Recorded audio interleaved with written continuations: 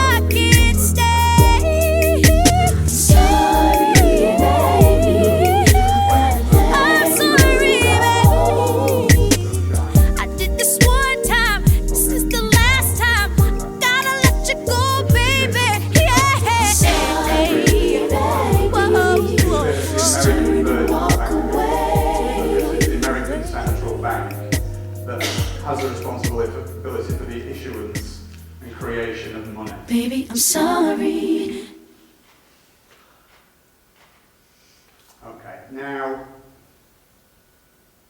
the reason for the secrecy was that there was some powerful opposition to this plan.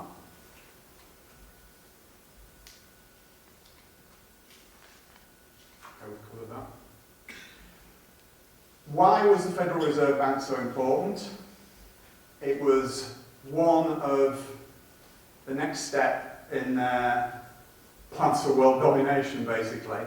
They needed the Federal Reserve Bank to just backtrack, say, 20 years before 1910 to about 1890. The decision had already been taken. Now, this might sound fantastic to some of you, but others may know that this is the case. In 1890, World War I was already in the planning, but there was no way of financing it because it would have taken absolute massive amounts of money, huge amounts of money. And the only way that they could do that was to come up with a way of creating money. And the way that they decided to do that was by introducing the Federal Reserve Bank, which was basically going to usurp from the American government the ability to create and introduce money into the economy. So it was so important because World War I was a big part of their plans for the 20th century, and that's why it was brought in. But as I say, there were powerful interests opposing the Federal Reserve Bank, not from any benevolence of the masses, of the ordinary people, but only because it would seriously diminish their own fortunes. And this guy was one of them, Benjamin Guggenheim, you may recognise the name. Another guy was John Jacob Astor, and Isidor Straus. Now, neither of these were three of the richest men in the world, but none of them derived their own fortunes from finance. It was industry, retail, leisure, but not finance, and that's very important. I'll just give you a moment to read that. I won't read it out myself, but that's an important statement from Henry Ford that Henry Ford made in 1918. And he was talking about the Federal Reserve Bank.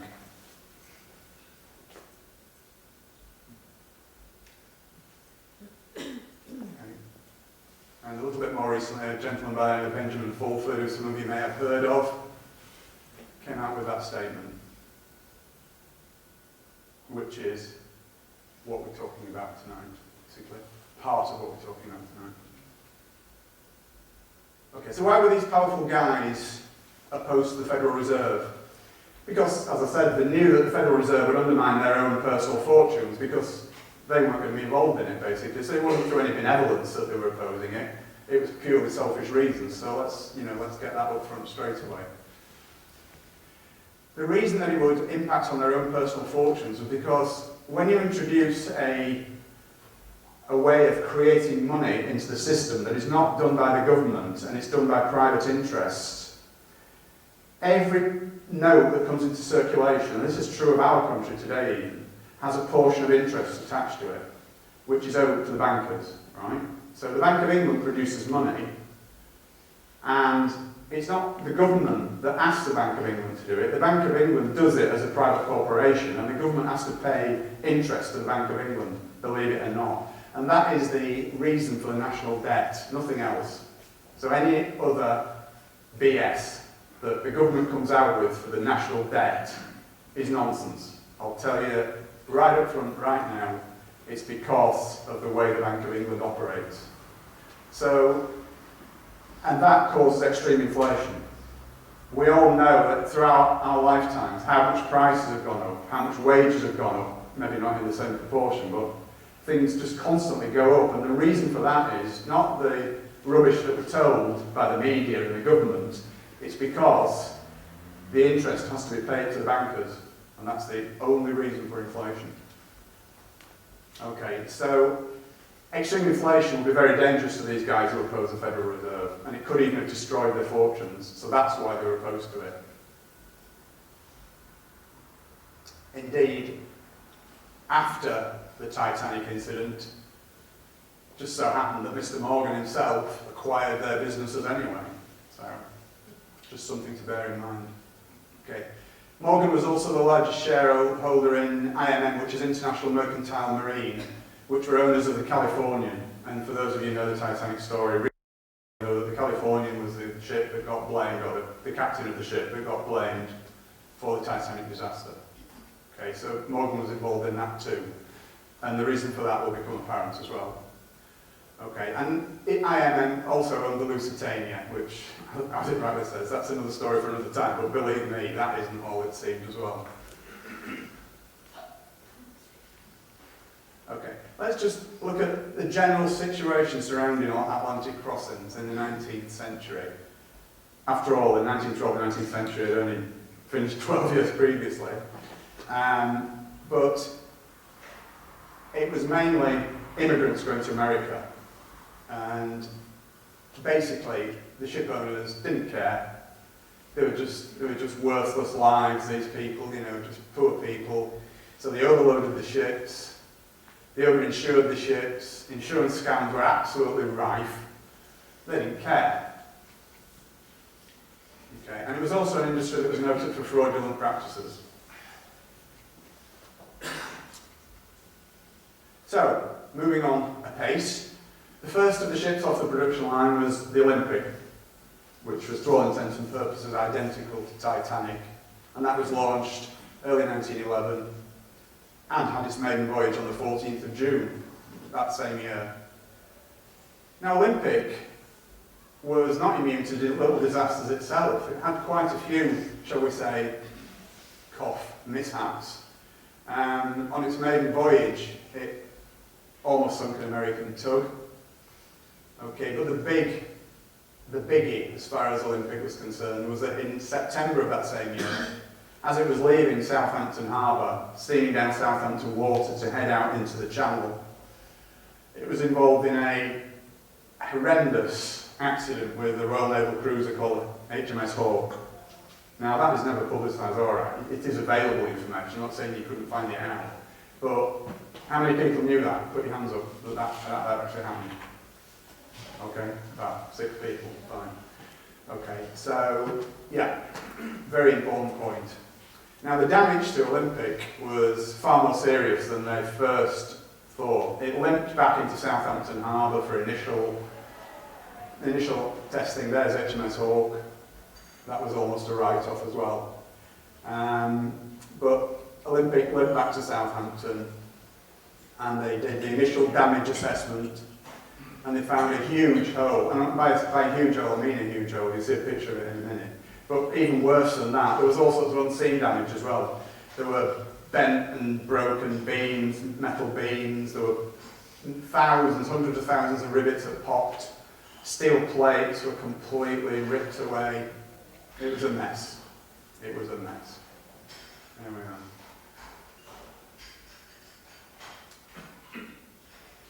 And that was the main bit of the damage, but it stretched. It had an impact down almost 1/3 of the ship.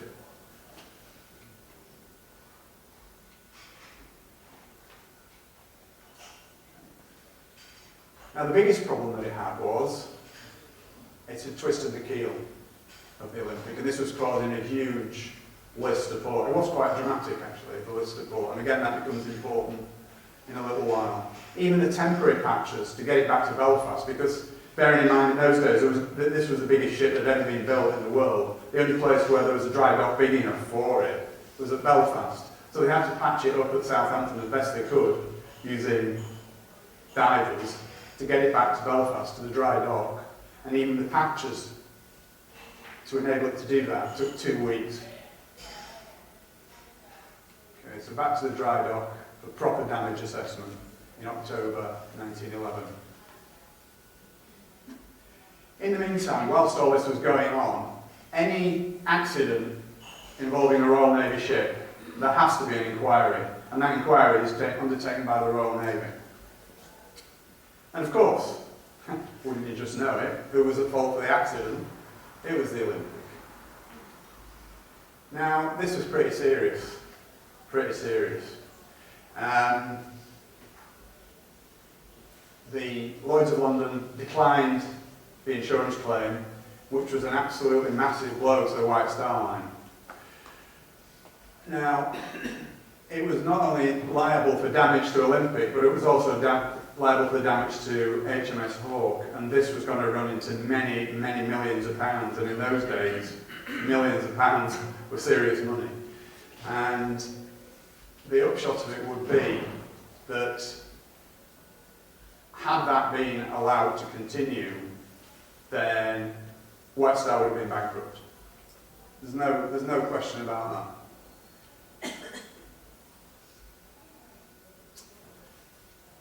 But I believe that the conclusion that the White Star Line came to was that the Olympic was absolutely irreparable because of the twisted keel mainly. I don't know any of you seafaring people, but the twisted keel on a ship is pretty serious. So they got basically two options: scrap it, which would have definitely meant the end of the line for not only White Star, but Holland and Wolff as well, who, if you remember I said, they almost solely built ships for White Star. So if White Star went down, then so did Holland and Wolff. Obviously they went for the patch-up option. I think they were just buying time, to be honest, see what could happen. So they patched it up, and that took 7 weeks. So bear in mind that 7 weeks out of commission, it was a lot longer than 7 weeks if you take the time before it, from after the collision until the 7 weeks began, and then add the 7 weeks onto the end of that. It's a lot of time for a ship of that magnitude to be out of service. The speculative investment that JP Morgan and co. had put into the Olympic class meant that they needed a return on their investment really, really quickly. And not only were they having to pay for all these repairs, but they were losing the revenues that would have been generated by the Olympic traversing back across the Atlantic, taking passengers. So it was a huge, I can't stress that enough, it was a huge financial blow to them. Okay. Now we know that steel struts were put in place to brace the keel, and I will return to that towards the end of the presentation. So just bear that one in mind as well. Okay, and also to expedite the repairs, they actually borrowed the starboard propeller from Titanic, which was not finished, but it was well underway. It was probably about 2/3 of the way built at this time. Okay, so basically they needed Titanic in service as quickly as possible, along with Olympic, to start generating revenues. Otherwise, okay, so Olympic was actually involved in yet another collision, believe it or not, when it got back into service in January 1912. And it lost a propeller blade. It had to get back to Southampton, and we know that there was severe vibrational damage, which obviously didn't hold the course at all. And it created enormous stress on what was an already badly damaged ship, even though it had been patched up. So back we go to Belfast again. Propeller blade replacement. Now it's interesting this, because according to Holland and Wolff records, a propeller blade usually took about 5 hours to replace. It was just a case of unscrewing bolts, big bolts, I grant you, but just a case of unscrewing bolts, and with a team of a few men, that could have been accomplished in 5 hours. It actually took 4 days. It was in dry dock for 4 days, having that propeller blade changed, which is a little bit strange, but we'll have a look at that for now. Okay. So what were they doing for 4 days? Well, strangely enough, Olympic had been launched by this time, although it wasn't finished. It was sat there in the water. And they were photographed together several times in Belfast around this time. Don't forget, this is like 3 months before Titanic's maiden voyage, and they were together. Originally, the Titanic was meant to be going out on the 20th of March, but that was put back to the 10th of April, partly because of all the contretemps with Olympic. And there they both are, the two sisters sat together, almost identical, almost. Let's look at the differences, okay? On the forward part of C deck, which is, I can't explain what it is. Olympic had 16 portholes, unevenly spaced, and Titanic only had 14. So if you see pictures of the two together, it's easy to tell which one's which. on the after part of E-Deck, Olympics was open, and they decided to enclose Titanic, for whatever reason, best known to themselves. Okay, so did they switch them? Well, let's have a look. I think they decided to switch them, with a view, you've probably guessed by now, with a view to sink in what would be the Olympic to claim the insurance money. Okay, and that, I think that decision was taken shortly after Titanic had been launched. Okay. It wasn't as that big a job. In those days of non-mass communications, there weren't hundreds of photographs, there weren't TV programmes about them, there weren't news broadcasts about them. It would have been quite simple to do. They took a hand-picked group over one weekend, and there is apocryphal evidence for this, that there are urban legends existing amongst the White Star, amongst the Harland and Wolff, the descendants of the Harland and Wolff workers from that time, that said that they'd been passed down from grandfather to father to son, that this had gone on. And that was bribery and threats to families, that if anybody said what was really happening in that shipyard over that weekend, then they'd probably never work again, and that could have been a death sentence in those days. No such thing as social security. Never work again. And as I say, it would have been a reasonably simple procedure. Okay, only minor changes. They put carpets down in Titanic, which they never planned to do, and the reason they did that, I think, was to cover the scratched lino from what had been originally Olympic. Okay. They need to change the nameplates, they need to change the life belts, they need to change the lifeboats. And there's Titanic when it was launched with the 14 portholes on sea deck. And there's Titanic on its maiden voyage with 16 portholes. Draw your own conclusions from that. Okay. So what other evidence do we have? Okay. There are photos showing 16 portholes, one of which you've just seen by magic. Olympic was open to the public prior to its maiden voyage, and incidentally, does anyone not find it strange, all the fuss and hoo-ha there was over Titanic's maiden voyage? And yet Olympic didn't get that. Why would that be? Olympic was the first one off the production line. Surely that should have been reserved for, as I say, the first one off the production line, not the second one. But again, we'll come back to that.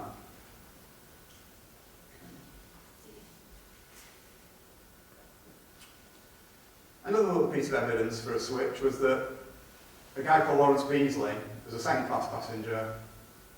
He reported a list of port throughout the voyage. He was a survivor, obviously, and he mentioned it to the crew or to anybody who'd listened, but of course it was ignored.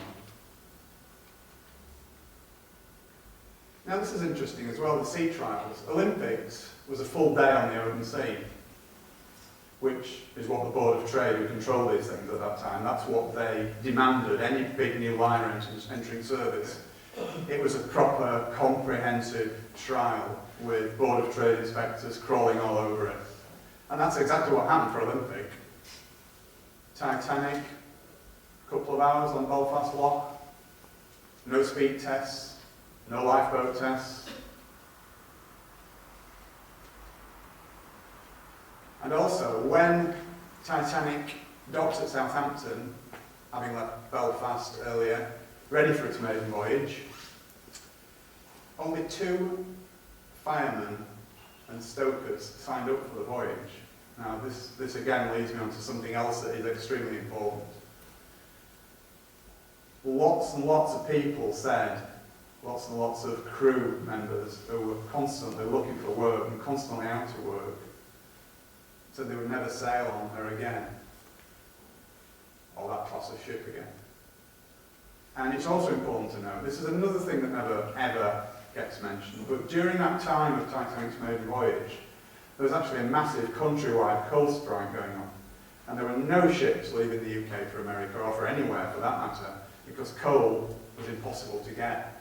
So there were thousands and thousands of ship workers, stokers, waiters, stewards, you name it. Thousands of them were out of work because they only signed on for one voyage at a time. No matter which line they worked for, They only signed on for one voyage at a time. So as soon as they docked back in the country again, after they'd been away, they were out of work until they could find the next ship to sail on. Now there were thousands of them laying idle because of this coal strike, and none of them signed on.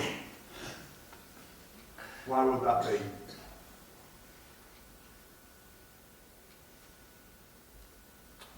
So just to recap a little bit, why would they make the switch? I'm making a serious allegation here.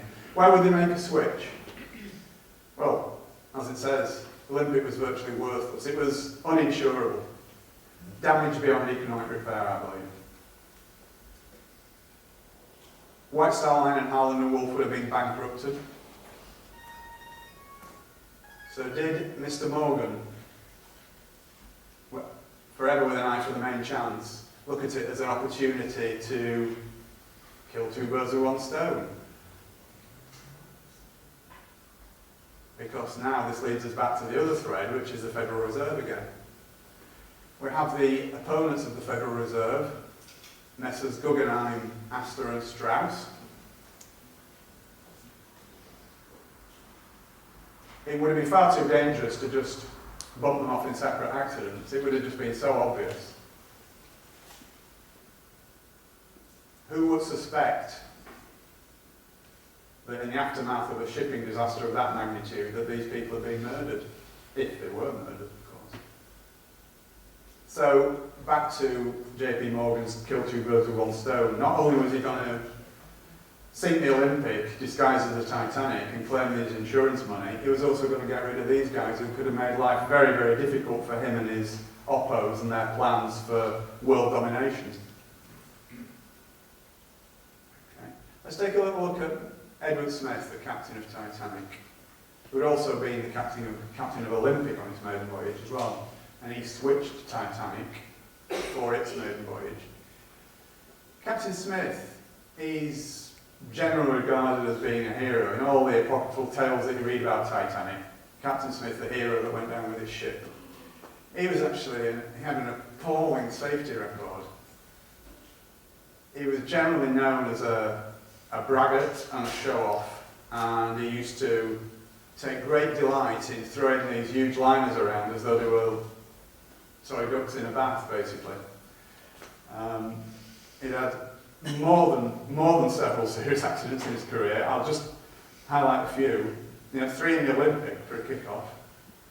The Republic, the Germanic, the Coptic, the Majestic.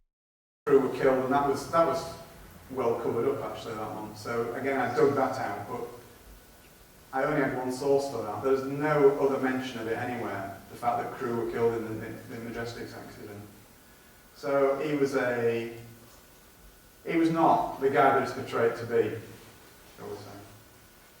Okay, so I believe what happened was, Bruce Ismay, who was the owner of White Star Line, no, he wasn't the owner, I beg your pardon, he was the managing director of the White Star Line. He was brought into Ismay's confidence, and Ismay used his record, his appalling track record, as a lever, and virtually twisted Smith's arm to carry out this conspiracy that they'd all planned. Okay. They were told that the Californian would be standing by. This is the ship of whose captain actually got the blame for the Titanic disaster from the 2 inquiries. Okay, and basically he had to comply, but in doing so he insisted on choosing his own crew. And again, this is something that's quite interesting because it's a known documented fact, and this hasn't been covered up, this is quite true. The fact that just before the Titanic's maiden voyage, all the senior officers were swapped around. They brought in a new one and all the others went down a notch, which they weren't very happy about. But that did actually happen. Smith chose his own crew for that. There you go. Pecking order of his existing officers was affected. Now, there are several puzzling facts about this. Again, as I've already alluded to, despite the coal strike that was going on, they still had difficulty finding crew. What did these people know, these thousands out of work? There was all sorts of rumours going around amongst the crew members of all the different ships that there's not all was well with Titanic. Chief Officer Wilde, who was the guy immediately below Captain Smith in the pecking order, he actually wrote a letter to his sister just before Titanic embarked from Southampton. And in that letter he said, "I still don't like this ship. Still don't like this ship." It was the first time they'd been on it, allegedly. Olympics maiden voyage had been absolutely fully subscribed. Titanic was just over half full. First class passengers wanted to transfer to Titanic when they found that it was actually going to make the voyage even despite the coal strike. They only offered them second class cabins, and I believe that was done to put them off, because if Titanic had been full, and given the fact that they knew that they were going to sink the thing, they wouldn't have been able to save as many lives as they thought they were going to be able to. So I believe that was the reason for that. Okay? And even more, just before it embarked, 50 first-class passengers cancelled their reservations. These were friends and colleagues of J.P. Morgan. This is all documented. J.P. Morgan just didn't turn up. He was supposed to be on the main voyage. He wasn't on it. And he actually rang from France and ordered some priceless bronzes that he was going to transport back to his home in America, and had them removed from the ship at the last minute. He said that he was ill. That's why he couldn't make the voyage. But he was seen 2 days later, in perfect health, at a French seaside resort with his mistress. And Florence Ismay, the wife of Bruce Ismay, the managing director of the White Star Line, she was originally going on the voyage with her husband, but again at the last minute she cancelled. She said that she was ill, but she was seen later that week in Ireland with her family on a touring holiday.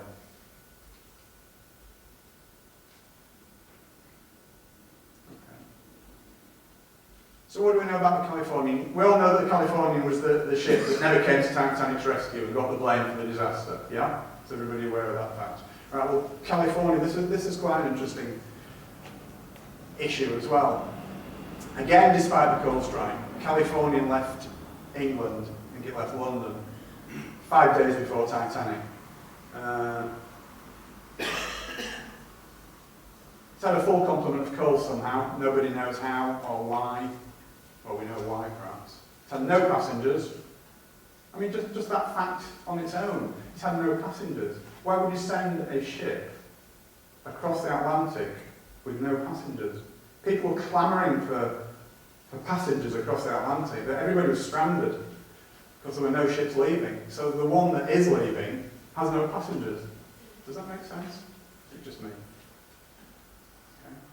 And also, this is really interesting. I was gobsmacked when I read this. I'm sure you will be as well. There was no cargo. Does anybody know what the cargo was on the California? The only cargo that they had? No. Sorry? No.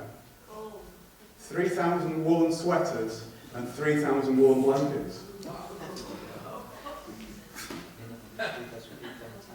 Exactly.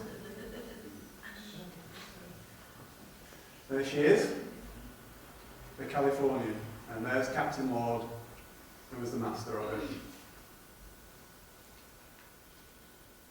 So, on the 14th of April, the Californian came to a dead stop in the middle of an ice field. Now, the story we all hear about that is that, well, of course it stopped because it's in the middle of an ice field. It's too dangerous to carry on. No. Captain Lord, he was a tall man for those days. He was 6 foot. But for some strange reason, he decided to spend the entire night of the 14th and 15th of April on a sofa in the chart room fully clothed. Again, it's all documented. This is not conjecture on my part. It's all documented. He ordered the boilers to be kept fired. Now, normally when ships shut down, for whatever reason overnight, they shut the boilers down to save fuel. Okay? And the crew were made to be on standby overnight. Okay? So what was he expecting? What was he expecting? I can't imagine. I really can't imagine.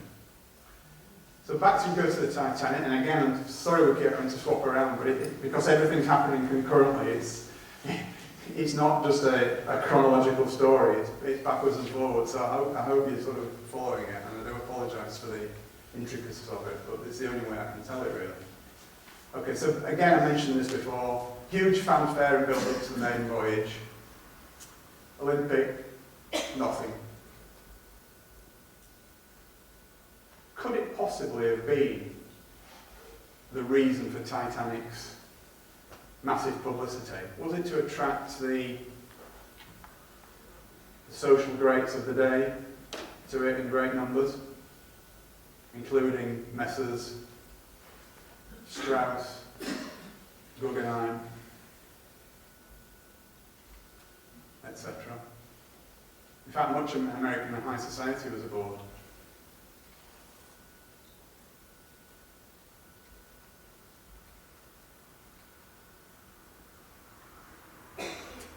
Okay, so let's move on now to Titanic, the maiden voyage. She set off from Southampton on the 10th of April. She called it Cherbourg in France, and then she called it Queenstown Island, which is now called Cove Island, and then set off across the Atlantic. And late on the evening of the 14th of April, we know that the Titanic received 6 messages from the Californian, 3 of which were warnings of icebergs, which is fair enough, but 3 were personally addressed to Captain Smith from Captain Lord. Now, we never found out what it actually said in those messages, but I would love to. I really would. And one of the things that we do know what it said in one of them. It was a precise location of where California had stopped for the night. And why would it do that? Why, I mean, just think about that. With the benefit of hindsight, if you like, on what we now know about what was going on. Why would he tell him exactly where California had stopped for the night? What was the point of that? They weren't even part of the same shipping line. Okay. It's also a documented fact that Captain Smith delayed turning the Titanic west on the southern track. There were different tracks going across the Atlantic for different times of year, mainly to avoid icebergs. But he delayed it for 10 miles, which actually put Titanic directly into the ice field. Was that a coincidence? I don't. But again, this is something that did come out. This is something that is prevalent in stories like this. We know that for a fact that the radio operators were busy with passenger messages, so they weren't really taking an awful lot of notice of other ships and their wireless traffic at all. So everything was concerned with getting the first class passengers messages to their family and friends in America who were probably waiting for them at the quayside. Okay, so according to them, they didn't receive the Californians' last messages. So again, draw your own conclusions. Now, we know that there are several other ships in that ice field in exactly that same region that night. And they were all travelling at full speed, so why was the Californian stopped? It stopped and closed down for the night. And we're told, as I said before, that this is because you cannot run at full speed through an ice field. But that is just hogwash, and I'll come on to that a little bit later. This was Titanic's route from Queenstown across to New York. You can just see the edge of the ice field there. It doesn't show it very well on the slide, but it's there. And it's just there where Smith turned into the ice field. And that's where the accident took place. If it was an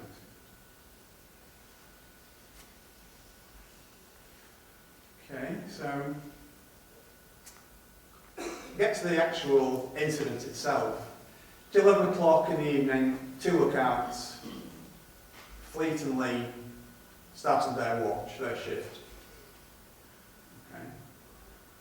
And strangely enough, as Captain Lord had done, Captain Smith also decided to spend a night fully clothed on a sofa, not in his cabin.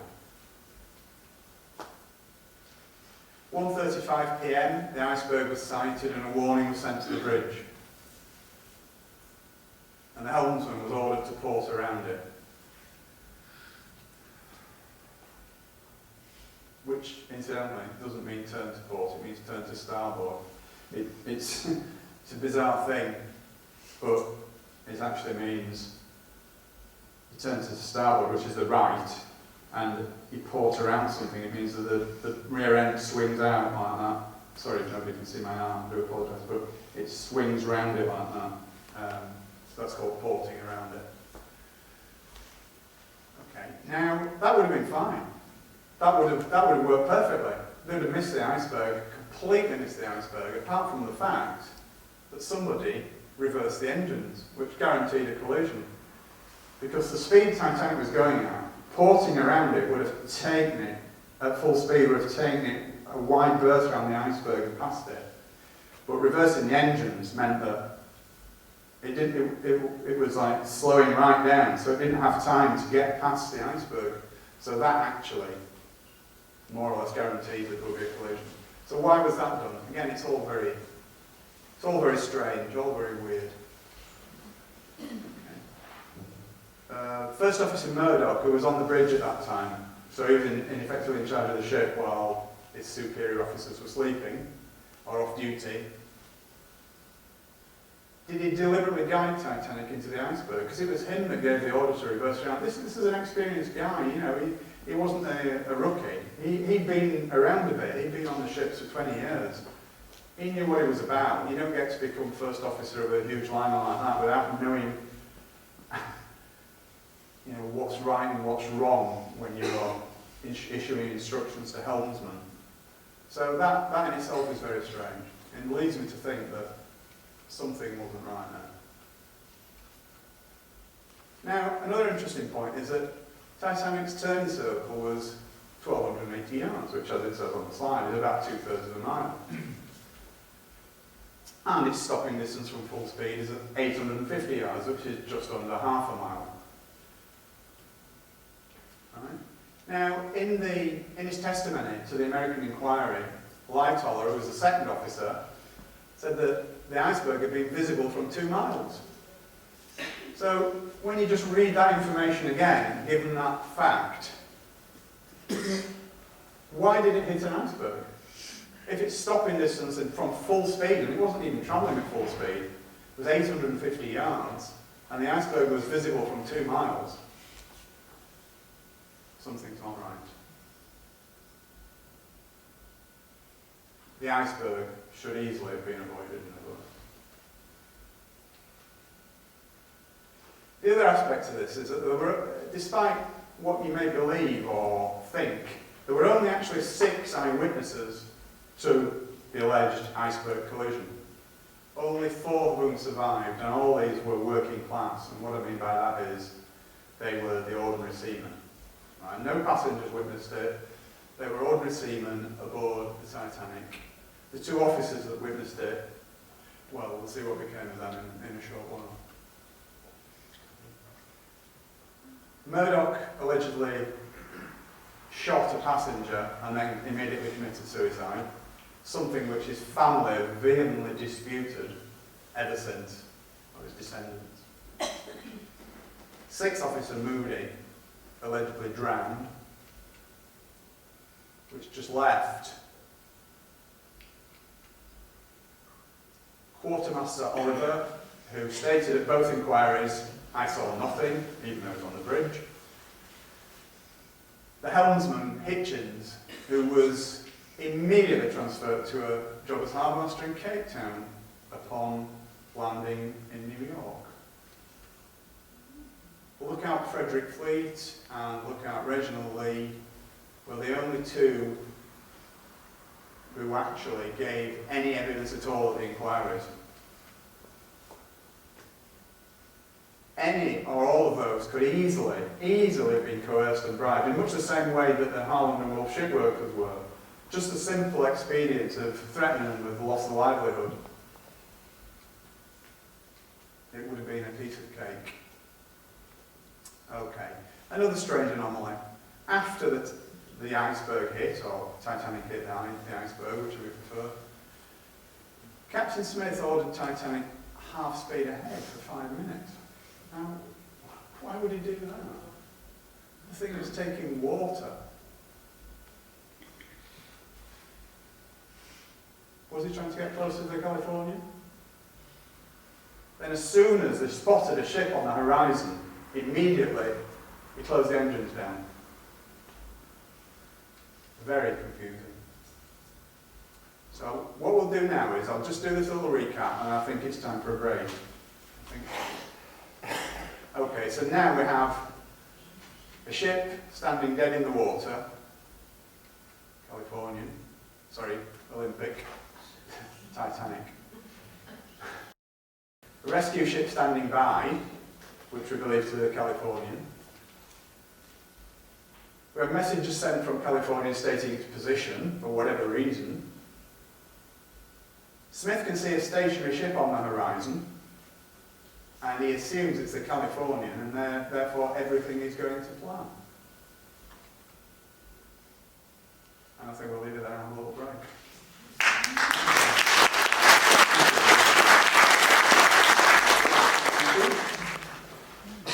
Where were we?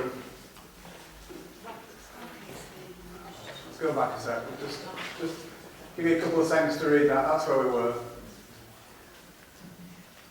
Okay, so the bottom line is Smith sees a stationary ship, and he assumes it's the Californian, and everything's going to plan. So, the rockets are launched.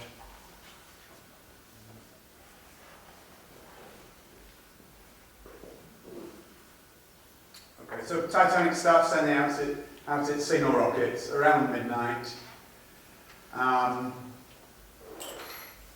The signals were seen by the Californian's crew, but only white ones, and that's significant because Captain Lord was heard to ask his senior officers more than once what the colour of the rockets, the ship that they could see on the horizon was sending up, and he was told white every time he asked, and he kept asking the same question over and over again. Was he expecting red or blue? Because Titanic actually sent red, white and blue signals up. So Lord actually did nothing because he kept being told that it was white signals only. So that begs the question really, were these white only rockets, were they from another ship?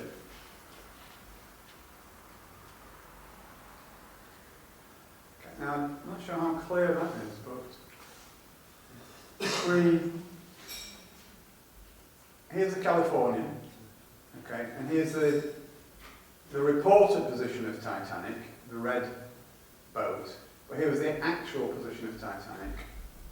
And in between the Californian and the Titanic, again, this is something that is not reported widely, there was a smaller ship called Samson. Obviously that's a little bit exaggerated, but you can see the effect of the curvature of the Earth. Because of the distance between the Californian and the Titanic, which was actually 19 miles, although according to Titanic's reported position it was only 11 miles, the curvature of the Earth was actually obliterating Titanic, as you can see from the diagram. However, Samson, significantly, was visible. Now, the Samson, what was all that about? I hear you ask. Right, well the Samson was actually an illegal seal fishing boat. And it was discovered much later, after the event, that it was actually in that vicinity sending up white rocket signals only. Now why was it sending up white rocket signals? Rather a strange thing to do if it wasn't in distress. But as a seal fishing boat, it was actually culling the seals from all the ice flows around in the ice field. And it was recalling its small rowing boats that it sent out to the various little icebergs, growlers and ice flows that were around there. And it was calling them back in. And to do that, it was sending up white rocket signals. And how do we know that this was the case? Well, first of all, the captain admitted it after the event, long after the event. And he also said that he'd seen coloured rockets from the other direction, in other words, in the direction from where Titanic was. So I believe what happened was that Californian actually saw the white rockets. Lord was privy to the information that Titanic's distress signals are going to be red, white and blue, and so he did nothing with the white signals. But those white signals have since been interpreted as coming from Titanic, which is incorrect. Obviously the captain of the Samson never came forward because what he was doing was highly illegal. Titanic sent up 22 multicoloured rockets, and according to Captain Lord, they only ever saw white ones. So this is quite an interesting conjecture. Did Titanic even hit an iceberg at all? I mean, on the surface of that just sounds such a ridiculous question, doesn't it? It just brings everything that you've ever known about the situation into question, and it just seems impossible at first glance. But there were only 4, as I said, working class witnesses, for want of a better description. And one of those, Fleet, the lookout, he completely refused to answer questions. Oliver saw nothing at all. And Hitchens, the helmsman, he was given a new job in South Africa very hastily before the British inquiry. So, and the other lookout, Lee, he gave conflicting testimony. So in other words, what he said at the American inquiry and what he said at the British inquiry were 2 contradictory things. But then there's another interesting incident, which again is never covered in the apocryphal story, and this concerns something that was referred to in contemporary reports as the yellow funnel steamer. Okay, in the aftermath of the alleged collision with the iceberg, there was a yellow funnel steamer spotted by several, not eyewitnesses to the accident, but several people who came onto the deck of Titanic, stated to newspaper reporters in New York that they'd seen a yellow funnel steamer disappearing off into the distance. And also, there was a lifeboat floating nearby when the Carpathia picked up the survivors. It was definitely not from Titanic because it was a different colour and a different design. And furthermore, all the ice on the deck, I mean, again, there's lots and lots of eyewitnesses reports about the deck being covered with large chunks of ice. Fine. Everybody assumes that that's from an iceberg, but it was an extremely cold night. And there was literally hundreds and hundreds of yards of rigging on Titanic. The wireless masts were just, in effect, like rigging going from one end of the ship to the other. And they would have been at 28 degrees Fahrenheit, which is what the temperature was at the time. They would have been absolutely liberally coated with ice. Any collision at all would have shaken loose literally tons of ice from not just the rigging, but from the masts and all the different cabins and structures on the deck. So it's quite feasible that even if it didn't hit an iceberg, there could be copious amounts of ice skating around the deck. So was the yellow funnel steamer perchance an icebreaker that did the disastrous damage to Titanic?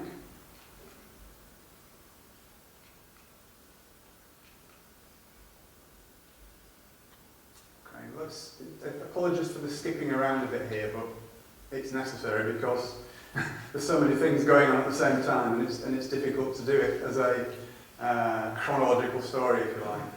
But Edith Russell, who was a British survivor, was adamant that she said that Titanic's officers told her that the Californian was on its way to pick up everyone. This was in the immediate aftermath of the collision with whatever it was.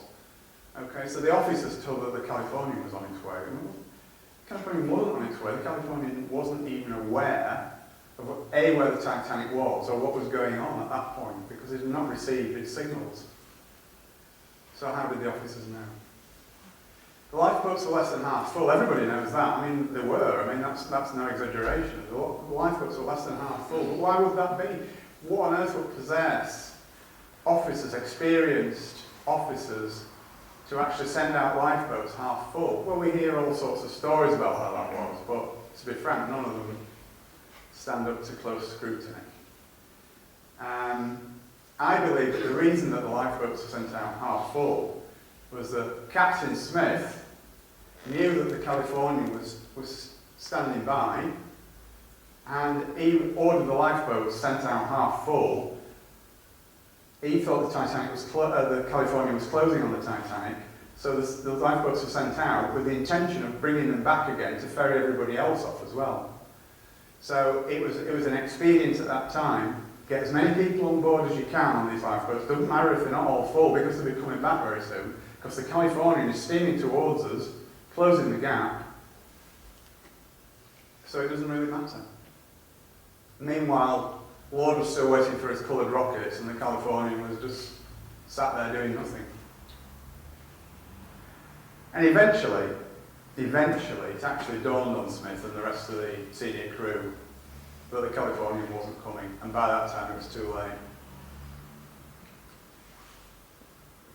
Okay, around 5:30 in the morning, Lord actually discovered that the Titanic had sunk. They'd actually kicked the wireless back into action again, because the California's wireless had shut down at midnight. Don't ask me why, I don't know. It doesn't make sense, but it did. They got the wireless back on again at this time, and he found to his horror that the Titanic had already sunk. And he set off towards them at that point, but it was too far away to do anything. And at that same time, Carpathia was just actually reaching the lifeboats from Titanic that were all, by this time, tied together and floating along, being rowed along in convoy. Okay. All the lifeboat passengers were taken aboard Carpathia and given medical aid. Bruce Ismay, the managing director of the White Star Line, who you remember was on board the ship for the maiden voyage, but his wife wasn't. He was allegedly in complete and utter shock, distress. He was taken to the doctor's cabin and sedated, but that's contradicted by the fact that at around that time he also sent 3 messages around 10 minutes apart to the White Star officers in New York. So again, a strange anomaly. And once they arrived in New York, all the crew were immediately subpoenaed to attend the official inquiry, which was to take place the following week. Sorry about this. Skip some. That's an interesting photograph, actually. It's nothing to do with the conspiracy at all, but it's just that's the first Titanic lifeboat arriving at the Carpathia. Somebody on the Carpathia took that picture, which is a very poignant.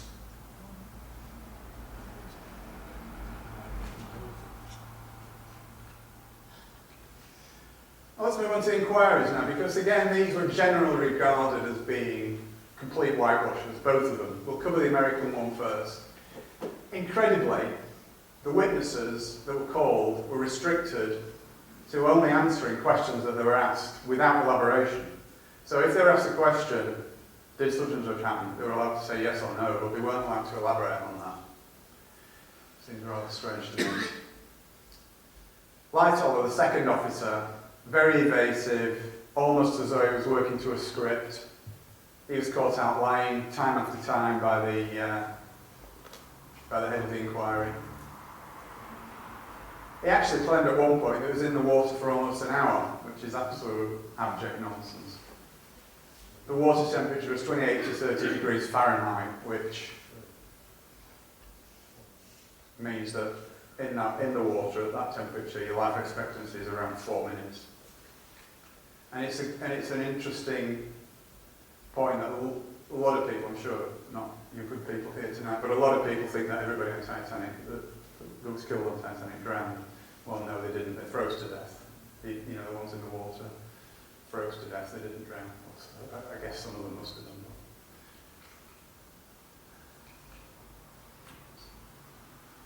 Lightoller referred to the inquiry as a complete farce, and he wasn't wrong.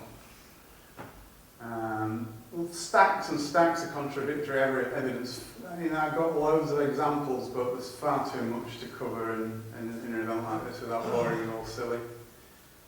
Okay, Fleet, again, he was very intransigent, he refused to answer questions. When you read the transcript, it looks to me like he was told to say nothing, and he did his best to try and say nothing, but he was coerced by the guys who were cross-examining him.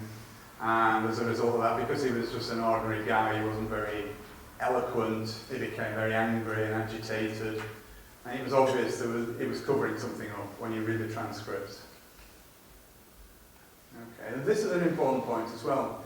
At the American inquiry, they actually brought in 2 or 3, I can't remember which, but there was 2 or 3 experienced sea captains asked the questions, and they all said that an iceberg of the size that allegedly collided with Titanic can be seen 3 to 5 miles away on moonless nights.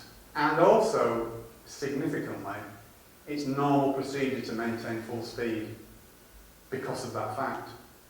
So why was California stopped? It really does beg the question.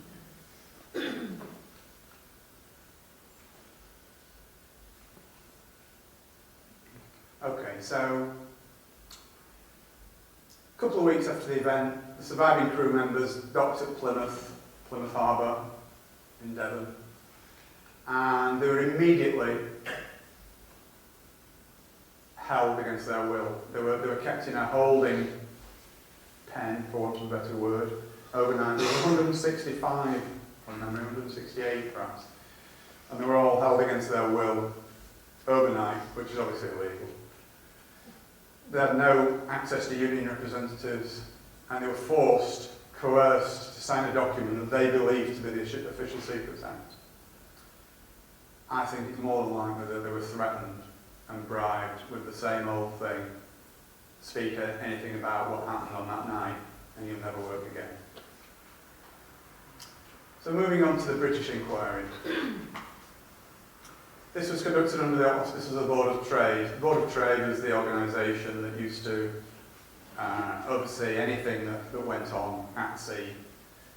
And it was the Board of Trade, for example, that set rules about the numbers of lifeboats that ships could carry. They did the inspections of ships that were meant to be seaworthy, etc.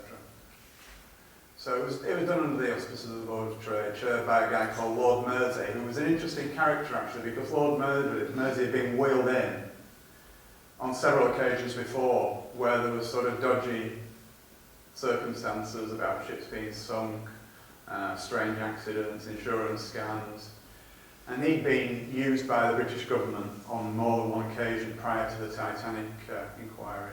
So he was quite a colourful character, was Lord Mersey. Okay, and it's interesting as well that the large loss of life was partly obviously, not wholly because of the conspiracy, but partly due to the inadequate Board of Trade lifeboat regulations, which said that they only needed to carry enough lifeboats for half the passengers in effect. So it was very extremely unlikely that any inquiry conducted by that Board of Trade would be anything approaching impartial, because it had to protect itself. Same old thing, isn't it? You know, we know the drill, we know the MO. And it was at the drill hall in London where the acoustics were so poor that neither spectators or press could accurately follow proceedings, so they couldn't really understand what was going on. And again, I believe it was all part of the same whitewash. Both inquiries, in fact, were regarded as a whitewash at the time. If you read contemporary newspaper reports, even the newspapers of the time were very pro-establishment, with making statements like whitewash and things like that. So, and interesting as well, Harold Sanderson, who was one of the directors of the White Star Line at the time, under his cross-examination, he referred to the Titanic as the Olympic all the time. On at least 12 occasions I counted in his testimony, he called the Titanic the Olympic, which might be just an accident, but and there's Lord Mersey, a pillar of the establishment. And that's an actual photograph of the inquiry at the drill hall at the time. Okay. So yeah, it was a whitewash. The British inquiry found that Captain Smith wasn't to blame. The lookouts weren't to blame. The design and construction of Titanic wasn't to blame. The officers and crew of Titanic weren't to blame. The White Star Line wasn't to blame. It was Captain Lord's fault. Obvious, really, isn't it? So it's poor old Lord as the scapegoat. Although I'm sure he was in on the plot, it was a bit rich to actually pin the entire blame on him. And unfortunately, that's what history has done. History tells us that Captain Lord was the villain of the piece. Okay, Mersey deliberately steered the evidence that way. Anything that was said that pushed the blame in any other direction, he shouted it down, he changed the subject, he moved them on. Yeah, ignored or shouted down any other version.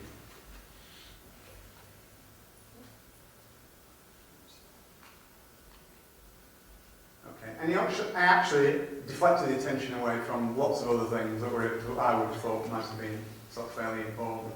Things like Titanic's bulkheads should have been at least one deck higher. That would have probably saved the ship. And the fact that the Board of Trade, if you remember right at the beginning of the presentation, I told you about the sea trials. They signed the Titanic off after about an hour and 40 minutes of sea trial on Belfast Lock.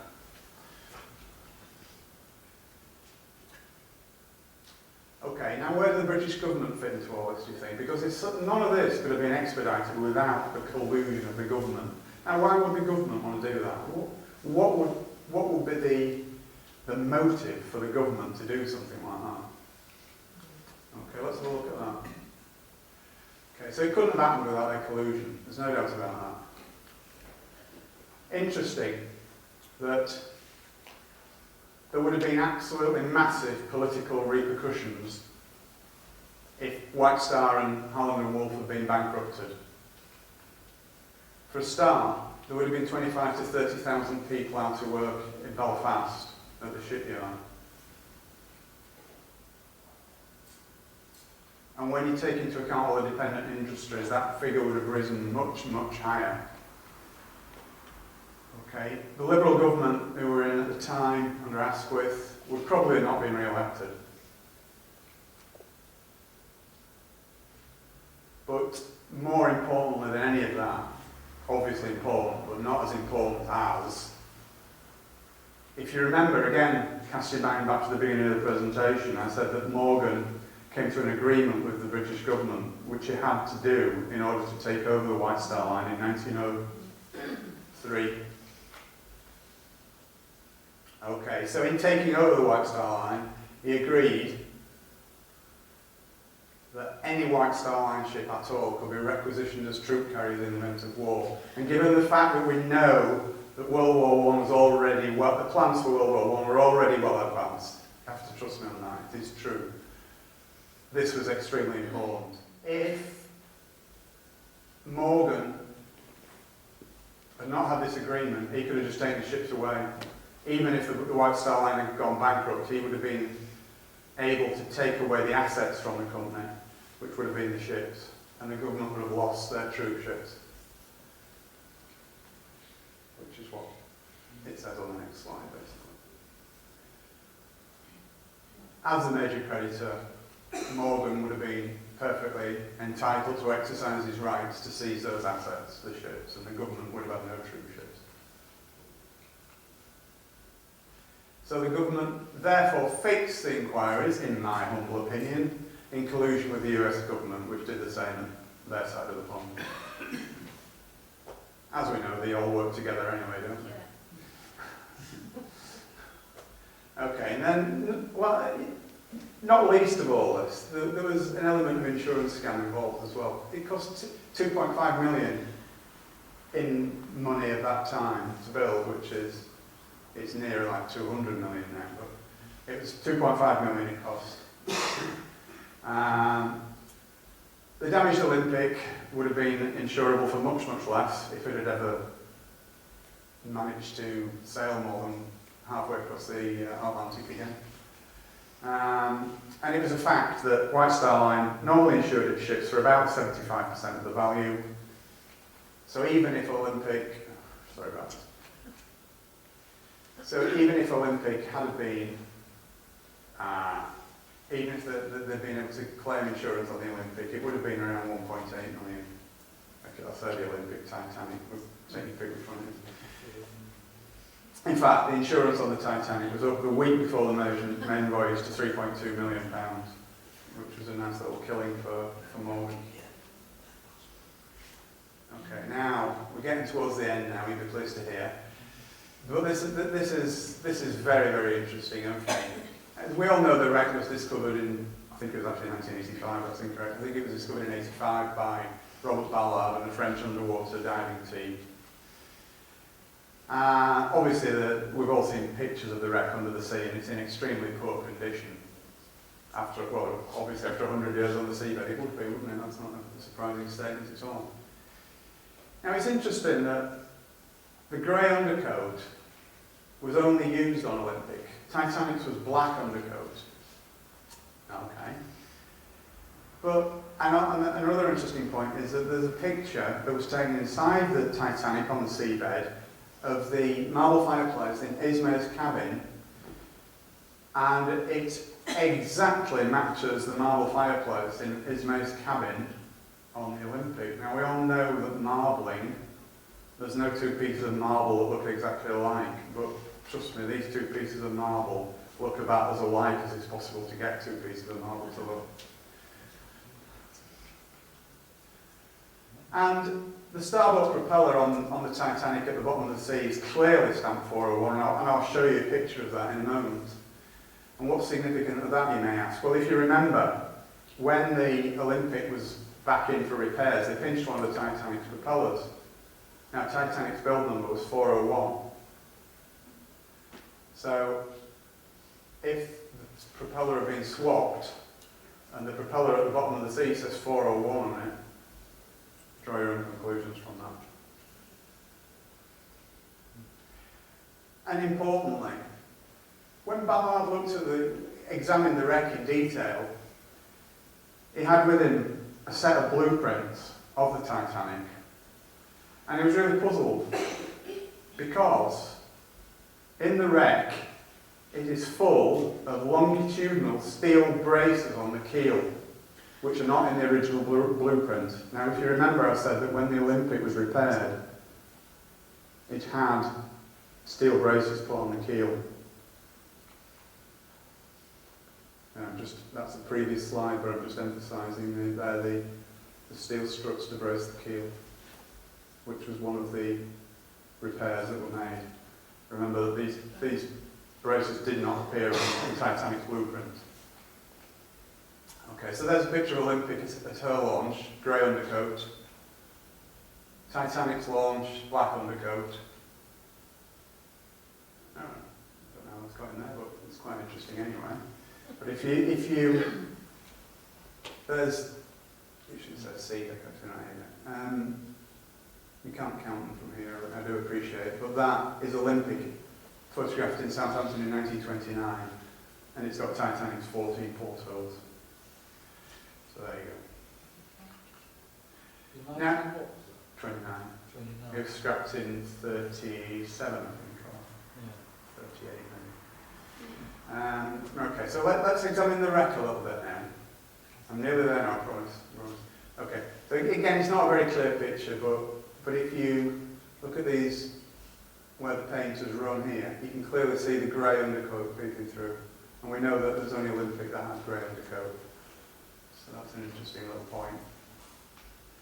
And there's the 401 stamped on the propeller. It's not that clear on this picture, but you can just about make it 401. Olympic's build number was 400. So again, I'll make the point because it's important that that propeller was swapped. Titanic's build number was 401, so that should have said 400 on it. Had it been the Titanic. Now, the other interesting point that I wanted to make was that it was White Star Line policy to rivet the ends of its ships onto the hull. It didn't engrave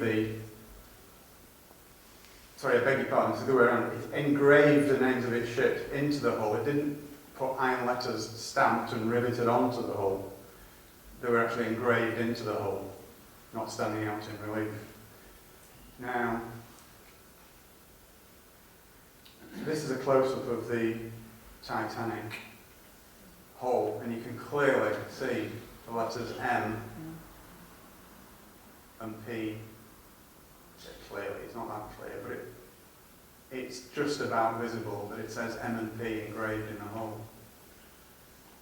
And that is exactly where 2 letters of Titanic had fallen off onto the seabed and are no longer visible. So again, it's all evidence. So that's where the letters were. So we're nearly there now. What became of these people? What happened to them all? All the major players in this little conspiracy of mine. They all died on board Titanic, but significantly, and I believe this is significant, none of the contemporary reports, none of them even attempted to escape, as far as we know, which I find a little bit strange. At least one of them should have. But nobody ever saw them. Nobody saw them afterwards. They all sort of died quietly and just disappeared. What became of the Olympic, or the Titanic, whichever one you believe it is? It successfully plied its trade across the Atlantic for another 25 years or so. Onto the insurance claim, the Lloyd's of London immediately paid out the full 3.2 million, and that, just by coincidence, secured the future of both White Star Line and Harland and Wolff. And also what became of the plans for the setting up of the huge scam that was the Federal Reserve Bank. Well, the Federal Reserve Bill was passed without serious opposition. You'll all be absolutely gobsmacked to hear. On the 23rd of December 1913, when 9/10 of Congress had gone home for the Christmas holidays, it was introduced early that afternoon, and it was about that thick apparently. So no one had time to even read it, let alone digest its implications. Okay. And as I sort of mentioned earlier on, it's the beginning of the American national debt, just like the British national debt began with the Bank of England in 1694. The American national debt started in 1913 and currently stands at 16 trillion. Now, trillion is a million millions for the purpose of this. They're just mind-boggling numbers, and it'll never be paid back, ever. It's impossible. So basically, we're all in debt, or they are in debt, and their descendants as far into the future as you can possibly imagine, forever. And that debt is increasing. And more importantly, the Federal Reserve Bank enabled the bankers to fund World War I, which is what they've been aiming on doing for the previous 20 years. Obviously World War I started the following year. So that's it.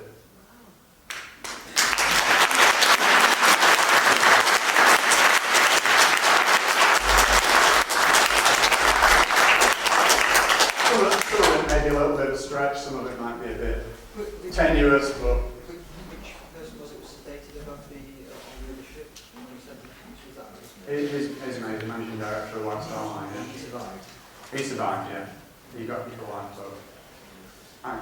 Do you know the damage from the iceberg was anywhere near the massive damage to the Olympic in that collision? No, apparently all that bit of the ship is covered up. I know it's a good question actually, but no, that bit of the ship is covered up, so you can't. There's no evidence for that really. But interestingly enough, there is a picture, which I've not managed to get into the presentation, but there is a picture available on the internet of the Titanic leaving Southampton Harbour on its maiden voyage, and you can see there's a patch in the hull. You can't actually see a patch in the hull. They're slightly different coloured plates. Yeah, it could be just bad photography or whatever. But, They declared it the site of the Titanic national sort of monument thing, haven't they? So that down on it or. That's right. It's so you can go and have a look.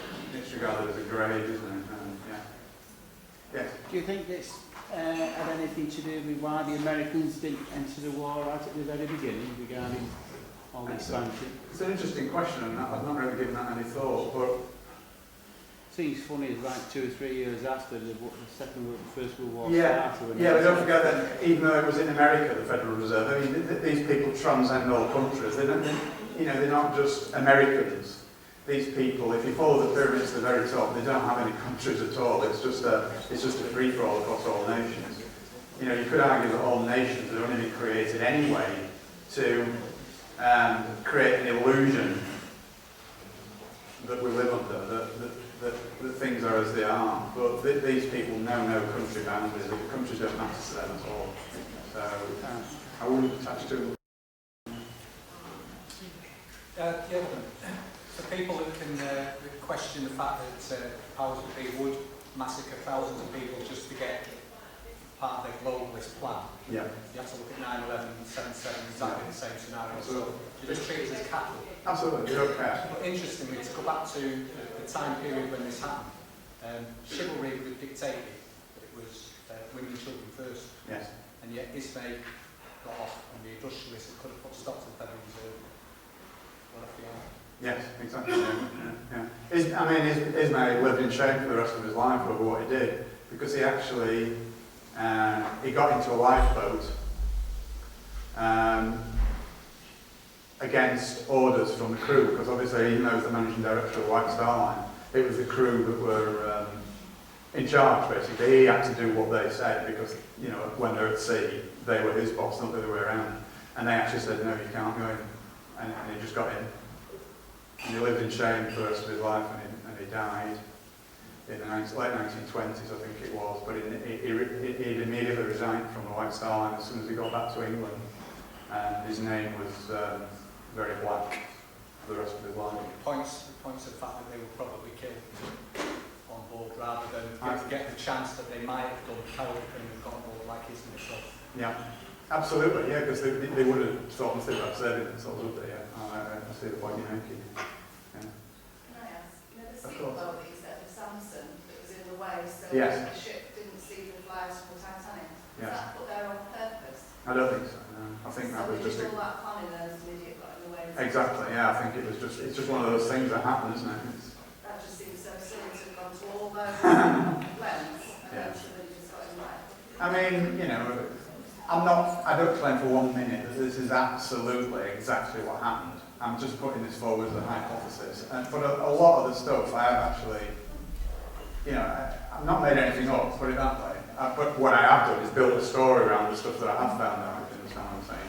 So I'm not saying that my story is absolutely 100% correct, but what I am saying is everything that I've researched and found out is 100% So maybe correct. someone else on the boat that discovered Sorry, just move over here, I can't see for that much. the three passengers, Strauss and Guggenheimer. What happened to them, do you think?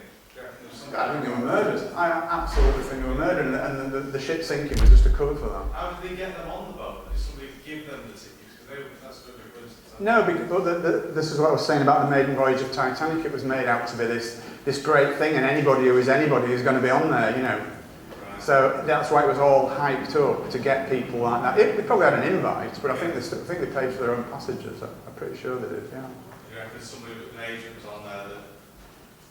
I would say it's absolutely almost certain. Yeah. Yeah. See, it's interesting when you read the thing at the back of the book about all the people who were on board, Yeah. how fruitless some of these lies were when you consider that when they did all the survivors, it was all Lord such and such a person and manservant all the way down. Oh yeah. And yet you got Absolutely. probably 70% of them were not even working class, were they? That's right. Yeah, no, very, very few working class people actually survived. You know, it was very top heavy towards first class, Yeah. and second class a little bit more, but third class, but not as much as first. You know what I mean? Hi. Can you just enlarge a couple of sentences on your comment that they were planning the First World War? Yes. 1890. It's a very big picture. I mean, the Titanic incident is just one tiny little jigsaw puzzle in a massive, massive picture. Okay. Were they planning a war, any war, or was it going to be between England and Germany? It was going to be between England and Germany, because Germany, it was regarded in elite circles, shall we say, that Germany was getting too big for its boots. Right? Germany was taking trade markets away from the British and the American corporations, which ruled the world then just as much as they do now. So Germany needed to be taught a lesson. So they had to find some trumped-up charge to nail Germany. So that was all going on. But they needed more than anything. They needed the finance, and the way that the final nail in the final piece in the jigsaw puzzle of World War I was the Federal Reserve scam, because within months they generated enough money because they could just print it. to actually carry that out. But they've been wanting that all along. And it's, I mean, the whole history of the 20th century I find extremely interesting, because although all the stuff happened that you hear about, it certainly wasn't for the reasons that you hear about. You know, World War I was designed to end as it did so that World War II could happen, and which is exactly what happened, because at the end of World War I, Germany had such horrific reparations to pay. They didn't finish paying it till 2009, by the way. Did you know that? World War I reparations. That they knew it would cause extreme austerity in Germany and extreme, shall we say, the big extreme parties such as the Nazis that would come to power, and they actually funded, you know, it was the Americans that funded the Nazis anyway, because it was all part of the same master plan. They don't leave anything to chance, these people. I know it sounds fantastic to anybody who's not come across these ideas before, but I've been researching this stuff for like 10 years or more, and you know, that's what I do. I don't have a job. I'm a full-time researcher and author now, and honestly, when you scratch just a little bit below the surface, the world is not at all like you imagine it to be. Not at all. Well, So, my dad said to me before 1972 that wars didn't take place the way they're presented, they were organised. why do you say before 1972? He died when he said, Oh, I beg your pardon. Sorry. if I have my 3 wishes, I would for an hour, but Right, I'm right. asking what he meant. Yeah. Well, all wars are artificial constructs. They're all done for not the reasons that they tell you they're done for. It's mainly about making money. We could go on all night about it. It's such a big topic. What's your take on what is going on at the moment, you think, with this austerity and crashes and Greece and so forth? Have you got any theories about that? Oh, yes. How long have you got?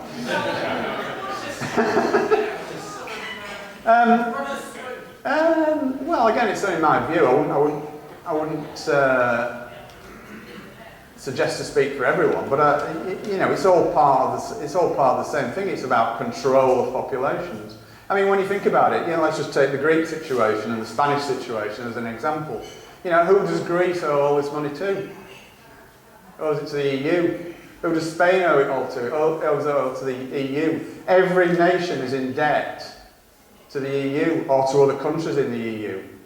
Why not just say, all right, well, that debt pays off that debt pays off that debt. It's all artificial constructs. They do it to keep us all in a state of fear and poverty, because that's the only way they can control us. That's the only way 10,000 people can control 7 billion people.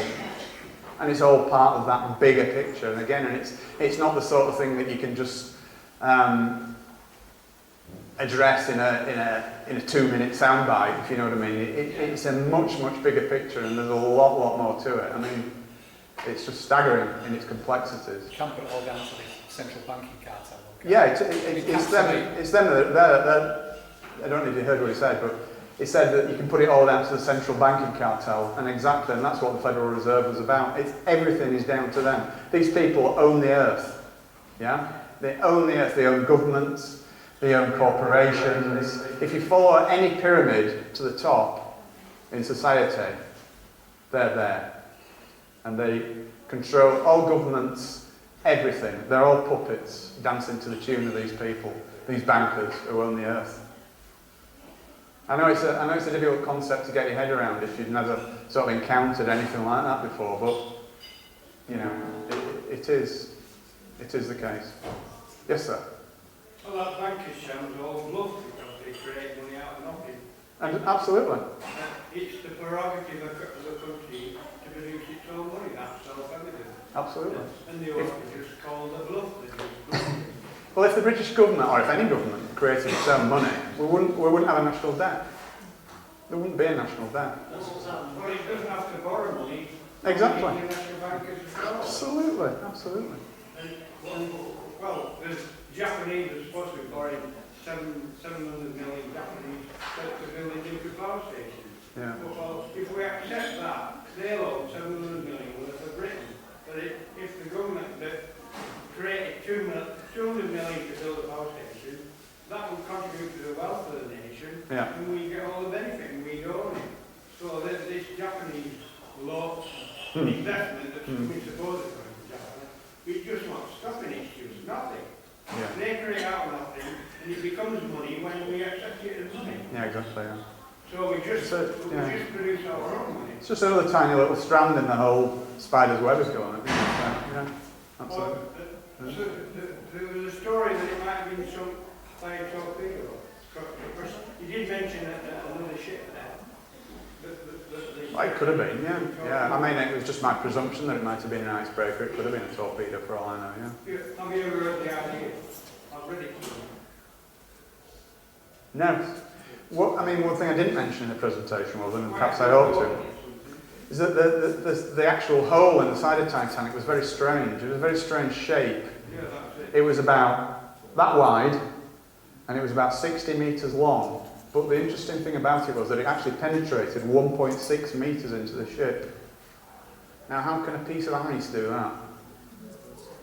Have you ever seen a piece of ice that shape? That's 1.6 metres long and only that wide, and yet can break through steel. So what are you actually saying? Well, I'm saying I don't think it was ice that did it. So what do you think you actually I think it was an icebreaker. I'm guessing, to be fair. Oh yeah, I understand that. Yeah. But I suppose I'm more saying that it wasn't ice rather than what it actually was. John, I think you've done a fantastic job on a really complex subject. Thank you very much. Absolutely splendid. Thank you. Your name, ladies.